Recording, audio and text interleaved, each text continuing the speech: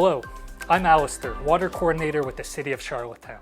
We're here today to talk to you about an important issue, water leaks. Leaks are a costly mishap that we'd all like to avoid in our homes. So we're going to show you how you can check your water meter to see if you have a leak as part of your regular maintenance. You may be wondering what's a common sign that I have a leak within my home. One of the most common signs is an unexplained increase in your water utility bill.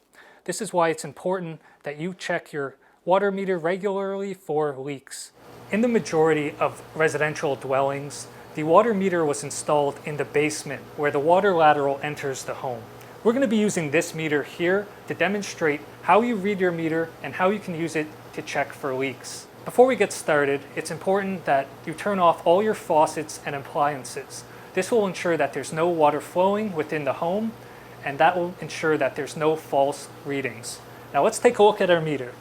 This hand here measures the water passing through the meter. The sweep hand moves around the dial. Each complete revolution of the dial equals 100 liters of water. The number here is measured of cubic meters of water, or thousands of liters of water. This triangular shape here is the low flow indicator. This will move when there's even the smallest amount of water is passing through the meter. Currently, the indicator is stationary. Here you can see how the low flow indicator is moving. If you know there's no water running from your faucets, this would indicate there is a leak in your home. You should use the low flow indicator periodically to check for leaks. You may be wondering, why is my hand or my low flow indicator in a different spot or a different color? This is just a difference in model. It will function the same in your meter at home. So you think you've detected a leak within your home. The first course of action we recommend is contacting a professional plumber.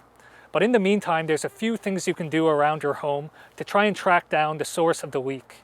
The first is to check for any obvious dripping or leaking from your faucets or pipes that go to your appliances. Another source of leaks are hidden leaks. Two of these are common in toilets. There can be issues with the flapper or the refill valve that cause leaks that you can't detect easily.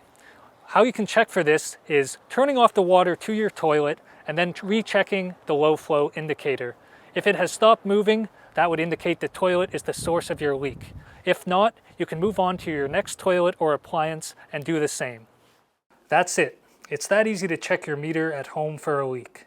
For more information on your meter and our water conservation programs, go to bewaterfriendly.com or charlottetown.ca.